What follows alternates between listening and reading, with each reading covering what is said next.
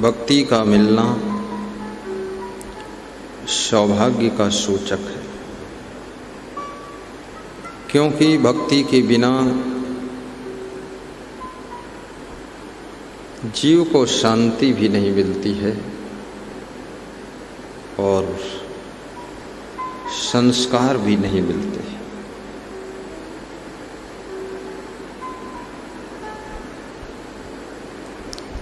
भक्ति के लिए पहला कार्य क्या करना चाहिए? गुरुभक्त बनने के लिए सर्वप्रथम गुरु के श्री चरणों में प्रेम श्रद्धा जोड़ना चाहिए। उनके प्रवचन को श्रवण करना चाहिए और प्रवचन श्रवण करके उस प्रवचन को अपने आचरण में उतारना चाहिए। दूसरे चरण में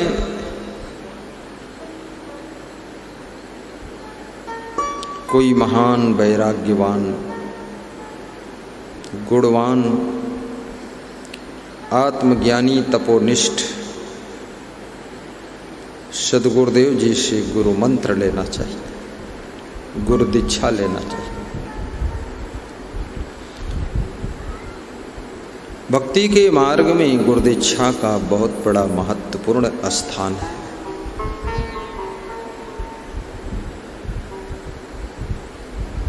जिसको गुरु बनाना कहते हैं। गांव में लोग पूछते रहते हैं, तुमने अभी तक गुरु बनाया कि नहीं बनाया? ज़्यादातर लोगों की जिंदगी तो निगुरा बनकर ही बीत जाती है।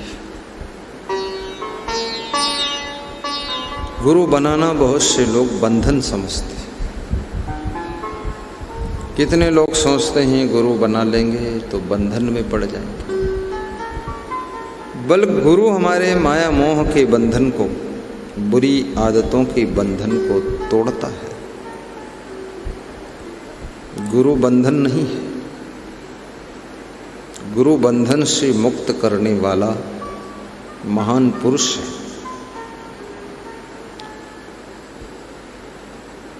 बंधन तो तुम्हारी आदतें हैं, बंधन तो दुर्गुण हैं, बंधन तुम्हारी बुराइयां हैं, बंधन तुम्हारे भीतर जो कुसंस्कार भरे हुए हैं, वे वास्तव में बंधन है।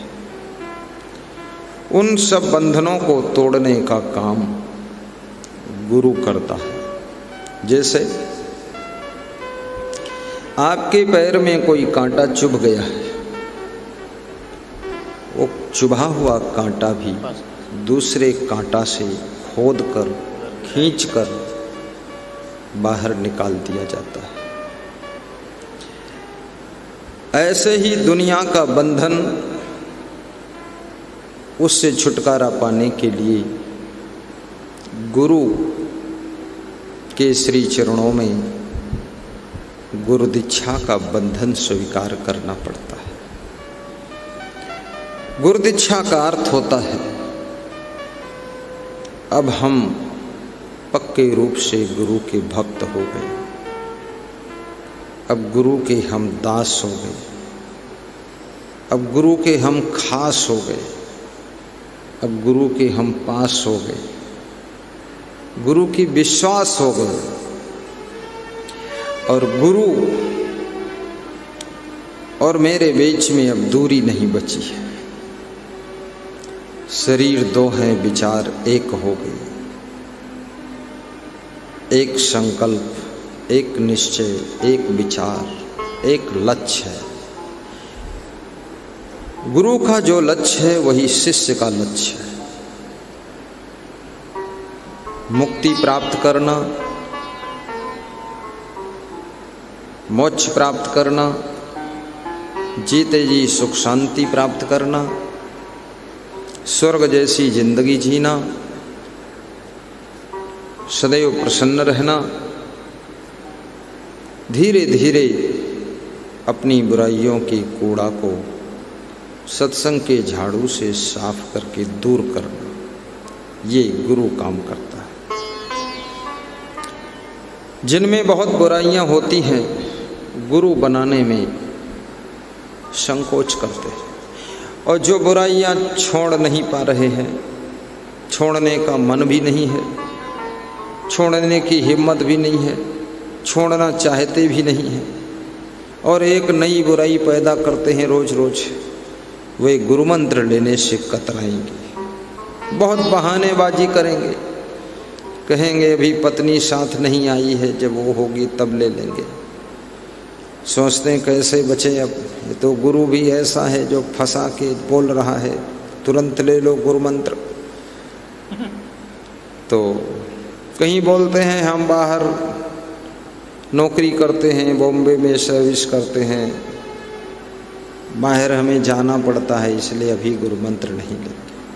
तो क्या गुरु मंत्र लेने वाले सब भीतर ही रहते हैं, घर ही में रहते हैं?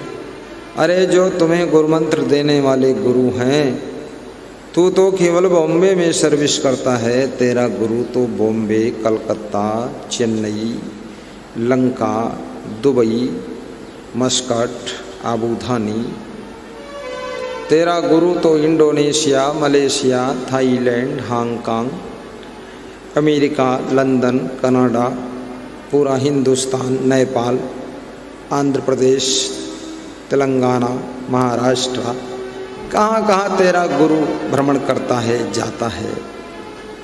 तो क्या गुरु मंत्र लेने से कोई जाना मना है?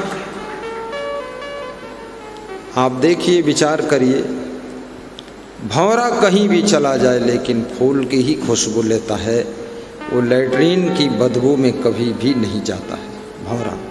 लेकिन गोबड़ौरा, वो चाहे पाकिस्तान का गोबड़ौरा हो या हिंदुस्तान का गोबड़ौरा हो, वो लैट्रीन में ही घुसता है, और उसमें घुसने के बाद बड़ा अपने को सौभाग्यशाली मानता है, और उसकी गोली बनाकर लुढ़काता हुआ वो सोचता ये माल फिर मिले न मिले, ले चलो, और गोली ले जाकर छुपा के रखता है। और जिस दिन कहीं नहीं मिलती है टट्टी की गोली खाने को, तो वो स्टोर की गोली निकाल के खाता है, हाजमोला जैसे अनारदाना। तो ये तुम गोबड़ौरा हो, तुम चाहे बॉम्बे में रहो, चाहे गांव में रहो, चाहे अपने प्रदेश में रहो, अदर कंट्री में रहो, तुम्हारा गोबड़ौरापना नहीं जाएगा। तुम जो बहाना करते हो कि बॉम्बे में सर्विस करता हूँ, बाहर रहता हूँ, बाहर जाना पड़ता है,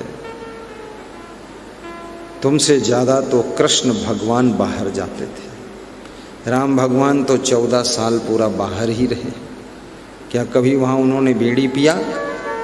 कभी अंडे मुर्गे खाए? कभी उन्होंने सिगरेट पिया?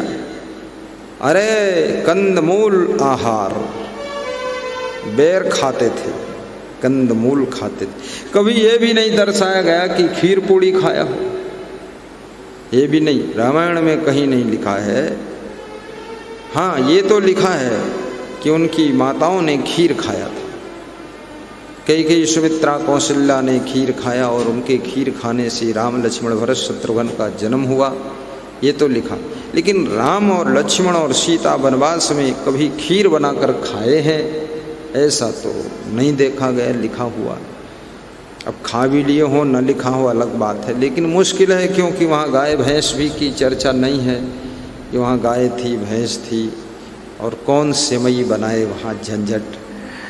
तो कंदमूल आहार, फल खाते थे। आम के फल है, अमरूद है, अनार है, नींबू भी निचोड़ कर पानी में डालकर पीते होंगे। अब भगवान राम तो 14 वर्ष का वनवास करते हैं, 14 वर्ष अयोध्या से बाहर ही रहते हैं, और कृष्ण भगवान बचपन से, बालावस्था से ही नंद बाबा का गांव छोड़कर बरसाना नंदगांव त्याग करके मथुरा आते हैं। मथुरा में जो उनको आवश्यक कार्य करना था, अपने मामा को फाइनल करते हैं।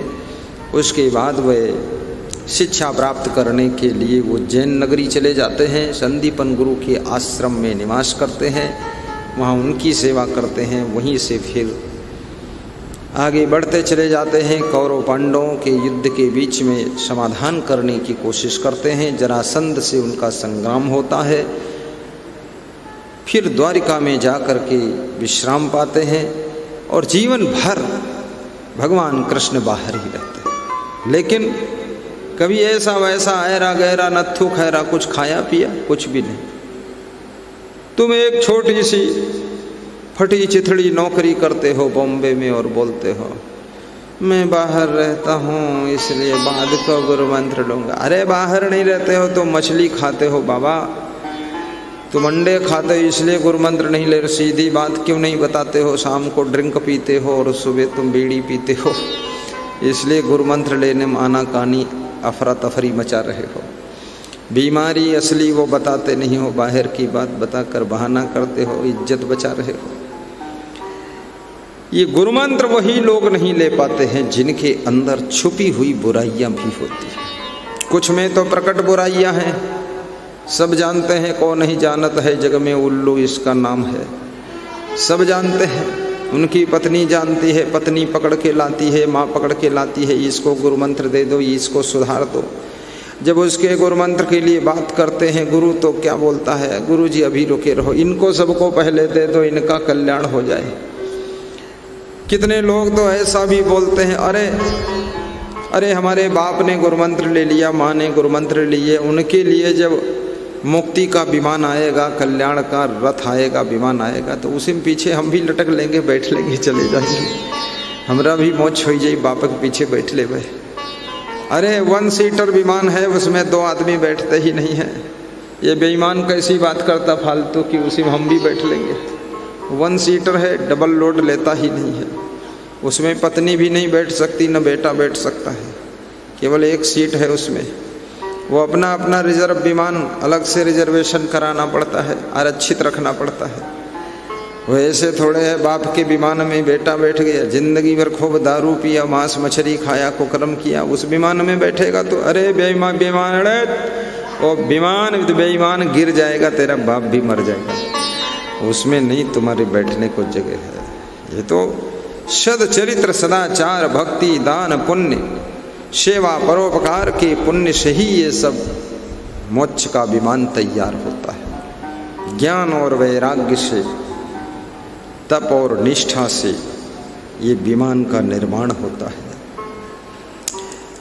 कितने लोग बहाना करते हैं कि अभी बेटी शादी करने को बची है, बेटों की शादी करनी है, शादी हो जाए उसके बाद गुरु मंत्र ले लेंगे। अरे गुरु मंत्र लेने से कोई शादियां रुक जाती हैं?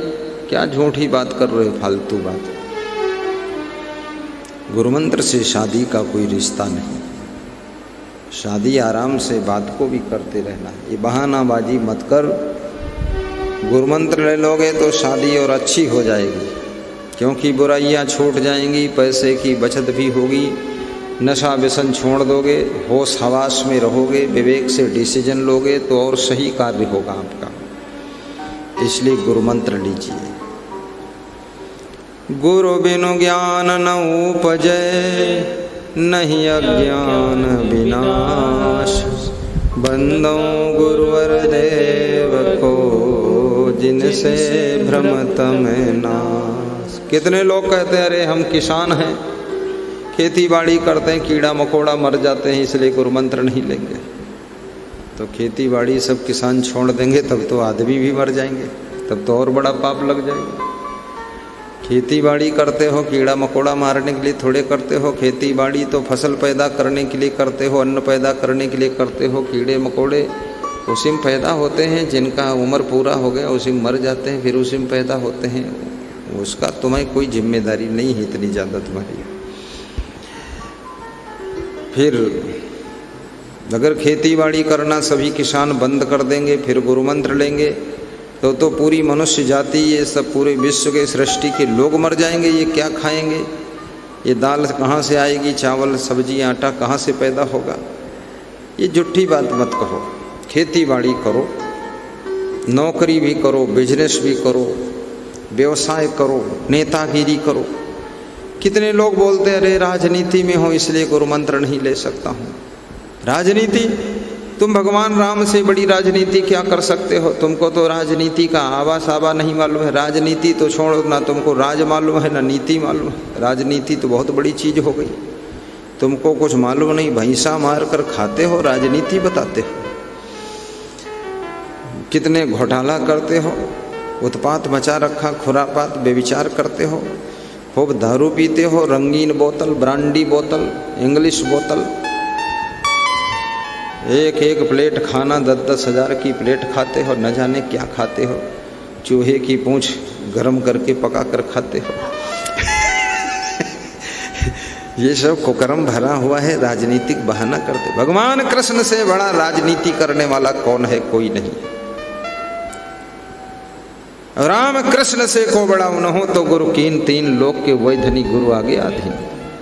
भगवान कृष्ण ने, भगवान श्री राम ने ये करके दिखा दिया कि राजनीति भी कर सकते हो, गौ सेवा भी कर सकते हो, गायों को चरा भी सकते हो, वनवास कर सकते हो, साधु संतों की सेवा कर सकते हो, भक्ति भी कर सकते हो, उन्नति कर सकते हो, राजकाज चला सकते हो, राजपाट चला सकते हो। अयोध्या का शासन प्रशासन चलाने का कार्य भगवान श्री राम ने वनवास से वापस लौट करके किया था।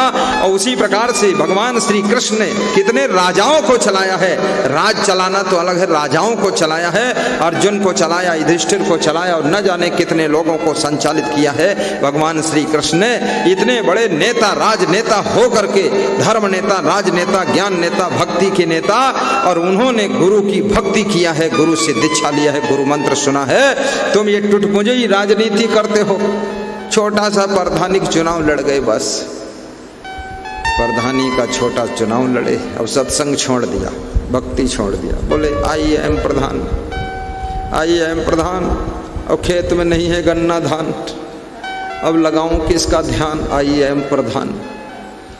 अरे प्रधान बनो, प्रधानमंत्री बनो। आप देखिए प्रधानमंत्री नरेंद्र मोदी और योगी राज, कौन है वो, क्या नाम मुख्यमंत्री का, जो लाल कपड़े पहनता है, घुटमुंडन करा के घूमता रहता है, योगी आदित्यनाथ। योगी आदित्यनाथ बता रहे हैं उसको नाम, बहुत लंबा नाम है। छोटा योगी बोलो, छोड़ो, कितना लंबा बोलोगे, टाइम बर्बाद हो जाएगा।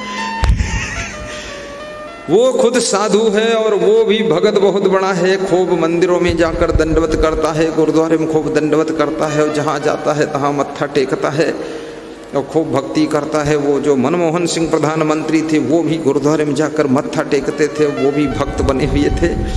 तो ये भक्ति क्या मना करती है कि राजनीति ना करो? भक्ति तो कहती है राजनीति अगर 50% कर रहे थे तो फुल 100% करो। यदि आपको रुचि है तो राजनीति करो, लेकिन नीति शब्द को भूल मत जाना। नीति पूर्वक राजनीति करो, अच्छी तरह से राजनीति कीजिए। भक्ति बिजनेस करने को मना नहीं करती है।